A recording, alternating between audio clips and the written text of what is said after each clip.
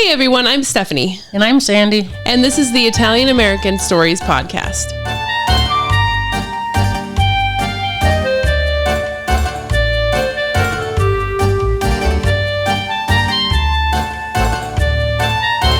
Today's story involves two women and a ghost. Oh.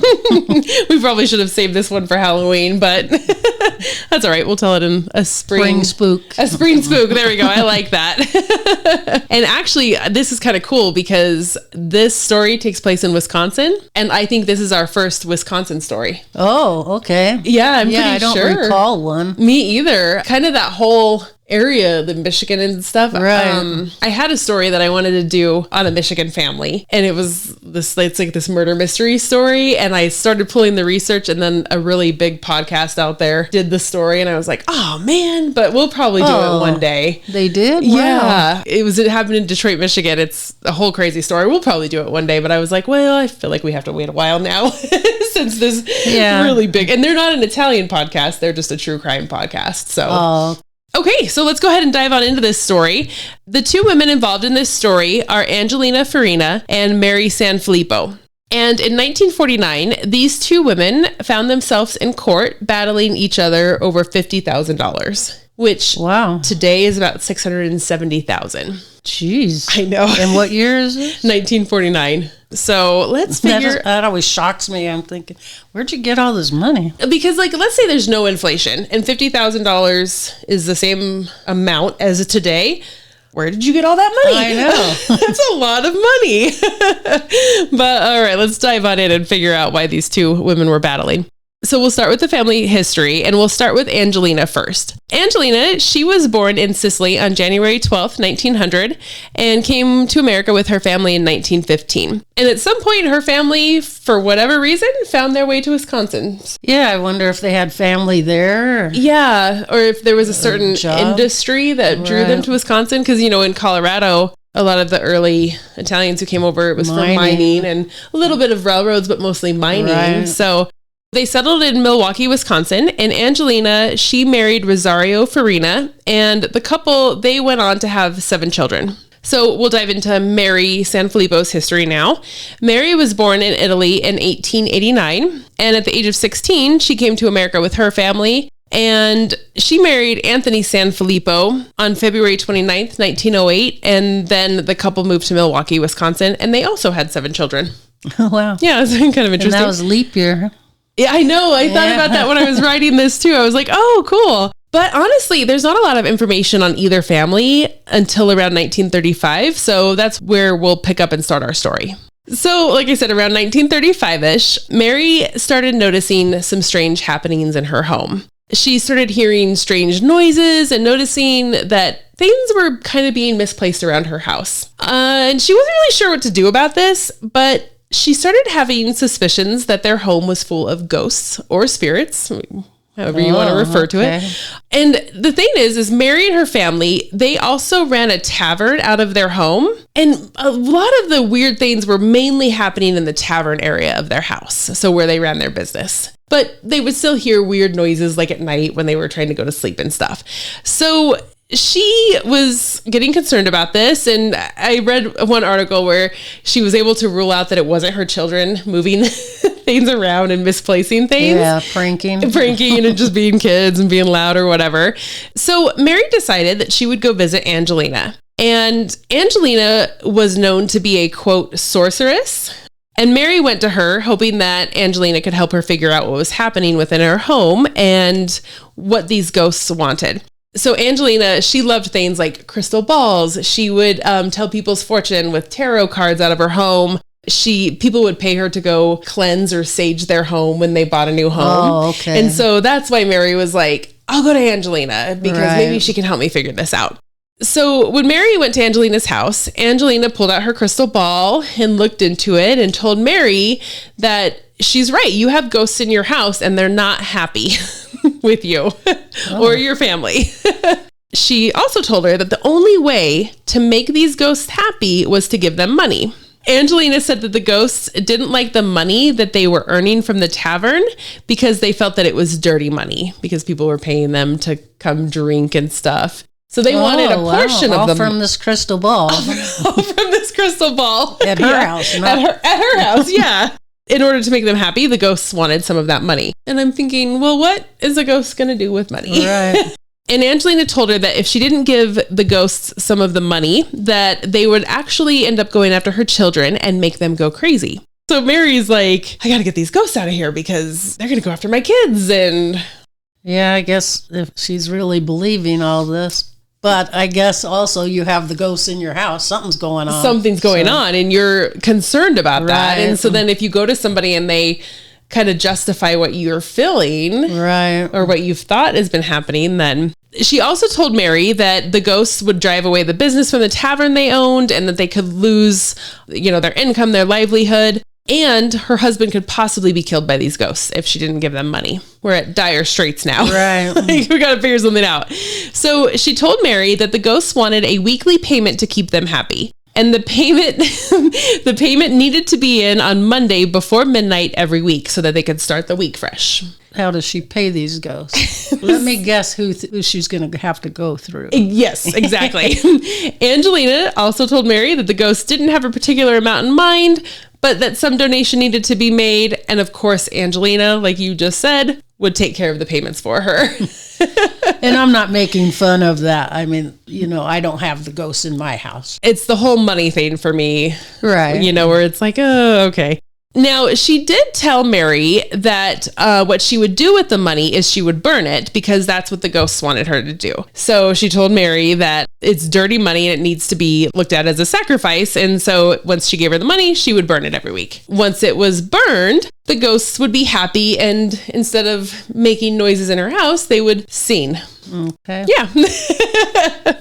So this was their plan. Mary agreed to it, but Angelina told her, I want to go to your house first, though. Like, I've looked at the crystal ball. This is what the crystal ball has told me. But let's go to your house because I really want to get a feel for what's going on. Yeah, that makes sense. But again, I'm not the victim and having ghosts in my house. It's easy for us to sit here and talk about them, and that's what I meant. I'm not making fun of the story. And people had different beliefs. People from southern Italy, especially women, looked at like the tarot cards and all of that kind of stuff. So for her, this is something that she's probably like truly seeking in her heart. It's just unfortunate because, as you can tell, Angelina does take advantage of her. Mary might have grown up with these beliefs thinking this could truly help me, like saging my house and having somebody tell me. And it's just, kind of sad. So Angelina goes to Mary's house and, she's walking around and she was telling Mary things like, they're so unhappy. They're so mad. This one spirit just kicked me in the knee. And so basically she told Mary, we have to burn this money. That's what's going to keep these ghosts happy. This confirms it for me. They're really, really mad. Mary was studious and every week she would pay Angelina. And this went on for years. Sometimes the amounts... For years? For years. Yes, because 1935-ish is when this started and they end up in court in 1949. Wow. So this went on for a really long time. And Angelina, like I said, she would pay her every week. Sometimes the amounts were $50. Sometimes they could be as large as $300. And what happened in 1949 was Mary's daughter, Rose, needed a surgery done. And Mary had to give all of her money to the hospital for Rose's surgery and couldn't make her weekly payment. And so this is where things start going awry. Angelina told Mary that if the ghosts don't receive a payment for at least $500, they would, quote, carry her off to the cemetery. And she's referring to Rose here. And so Mary was conflicted, of course, because she's got to take care of her daughter, but she's also worried that the curse of these ghosts, killing her husband, making everybody go crazy, is going to cause problems for her. But this incident also started putting doubt in Mary's head because she wasn't able to pay her that week and nothing really strange happened. I'm surprised Mary never thought about, after so many years, maybe we should just change jobs. Like a business. Like what kind of business you're running out of your home. Right. So yeah, Rose got out of the hospital. She was fine. And Rose always hated this situation. In fact, 2 years prior to this incident, she actually went to the police by herself and told them that she felt Angelina was taking advantage of her mother. But when her mother found out that Rose went to the police, she was scared it would anger the spirits. So they didn't pursue any of the charges. Rose was done at this point, and so she went over to Angelina's house to confront her and tell her, this has to stop. You have my mom so upset right now. She's scared to death. And while Rose was there at Angelina's house, she actually saw a large box and suspected that that is where all the money was being held. Oh. So Rose goes back home and tells her mom, about the conversation and how she saw this box. And this time, Mary was also like, I'm done too. And so Mary and Rose went to the authorities together to report Angelina and her scheme. And the police agreed that this was a little odd. So they went to Angelina's house to talk to her. And after talking with Angelina and hearing her side of the story, the authorities were convinced that she was not telling the truth, and they proceeded to raid her house. Oh. So I don't know if they had a warrant or if Angelina gave them permission. I don't know how that all went down, but during the raid, the police found crystal balls, a special teacup, and magic cards and other fortune-telling materials. And I had to actually research what a special teacup was. Once I researched it, I was like, okay, I know what that is. So a special teacup is most likely refers to tea leaf reading. So like people will put... okay. When they put the tea leaves down, they use that cup. Yes, okay. And then they take the tea leaves out and they look at the pattern that the leaves left, and that's like how they can tell like a fortune. Like people look at our palms and stuff. So then I kind of went down a rabbit hole with special teacups. So a special teacup would typically be wide and shallow, and it was often white or light colored so that you could, the leaf pattern would stand out clearly. Right. And some Sicilian fortune tellers also would use coffee grounds. So I thought that was kind of interesting too. It's a different take on it. The authorities also saw the box that Rose was talking about, and when they opened it, they saw that it did indeed have lots of money in the box, and it also had little pieces of paper with people's names on it. They weren't sure what to make of this, and I don't know if Angelina just refused to tell them, because all it said in the newspapers was that the police speculated that the names written on the papers were people that she had taken advantage of. So after this, the police arrested her and charged her with, quote, operation of a confidence game. So fraud, yeah. Once she was arrested, Mary and Rose, they went to the police station as well to give their side of the story. And they told the police that they thought they had paid Angelina a little over $50,000 over the last 18 years or so. That blows me away. So, so they're telling the police, we've given her all of this money. It's taken a financial toll on us. And Mary actually showed the police she had shoes on that were worn down to like nothing, and told the police, we don't even have a cent to our name anymore. Oh, wow. So basically, you put money away all the time for savings. Their savings was just going to her. And here, this next part's really sad too. So she also told the police that they would actually take loans out every once in a while to pay off the ghosts. So, not only are they losing their savings, they're getting in debt over this too.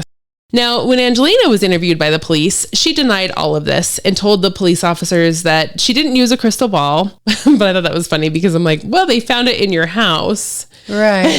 So, and she said that the only money she ever took from Mary was around $800, and it was a payment because she loaned Mary money.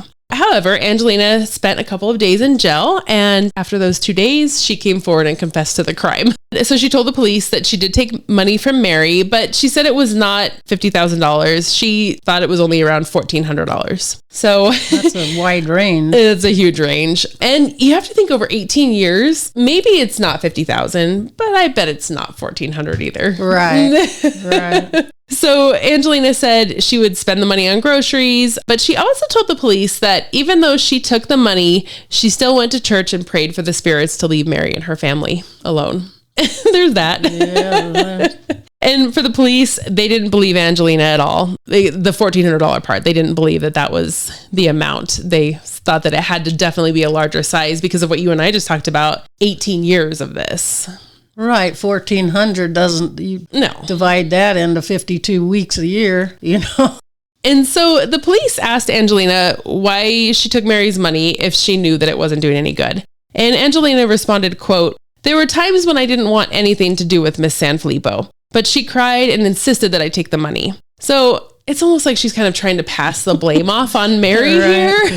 But it's like, you're the one that put this in her head that she had to pay the money to keep the ghosts happy. So the police, of course, started looking into Angelina's finances, and they soon learned that she had a lot of money. So she owned 3 cottages on a lake. Here we go. 3 vehicles. Good grief. And an additional vacant property that, just land, and of course the home that she lived in. So when the police questioned her on how her and her husband could afford all of these properties, she said that they used his income. Her husband worked in a factory, and they just lived a very frugal life and borrowed money from friends so that they could purchase all this property. So then the police asked her, well, why do you have all the magic cards and the crystal ball? And she said that she just kind of blew them off like, oh, it was just something to have. She said she got them after seeing an advertisement in a magazine about magic. Wow. But she's in denial. Yeah. But she insisted that she didn't even understand how to use any of this stuff. So. Oh, boy. Now, the police, they continued their investigation and determined that Angelina received, on average, about $350 a month for the last 6 years. So I don't know how they determined this. I don't know if maybe they could look at bank records or something for the last 6 years. I don't know. But $350 in 1949 is equivalent to about $4,600 today. Wow. So no doubt they're broke. Right. That's insane. So Angelina's court date was set for September 29th, 1949. When the 29th came around, she had a preliminary hearing and her attorneys asked for more time. So it was kicked out until October 20th. And when the 20th rolled around, her attorneys asked for more time and the court date was pushed to November 3rd. However, the case was actually dismissed on November 3rd because Mary and Angelina decided to just settle this out of court, and Mary dropped all charges. Now, the actual amount they settled for was not disclosed, but Mary's attorney said that it was in far excess of the $1,400 amount. So hopefully it was enough to help them get started over again, Right. At least she got some compensation. So one of the reasons that they settled out of court was because Mary was terrified to testify. She spoke very little English. I think she wanted it done, of course, and just to be over with this part of her life. And she just didn't want to get up on the stand and testify. After this, the judge, he told the 2 women that they could have no more contact with each other. Don't talk to each other. Well, that's good. And the judge then asked Mary if she still believed in spirits. And she told him no, that she no longer believes in ghosts or spirits. But after this, there's really not much on the families that I could find. Kind of all came out in the papers in 1949, and that was pretty much it. So hopefully they all went on to live a ghost-free, happy life. Right. Still a sad story. It is. Nobody changes. No. Look at the world nowadays. Exactly. Our setting, our technology, that all changes, but our human problems seem to stay the same. Right. But I have a couple pictures that we'll post on Instagram and all of our social media so you can see Miss Angelina and Miss Mary. And we hope you enjoyed listening to the story of Angelina and Mary, and we hope you come back to listen to more stories about Italian Americans. See you next time. See you next time.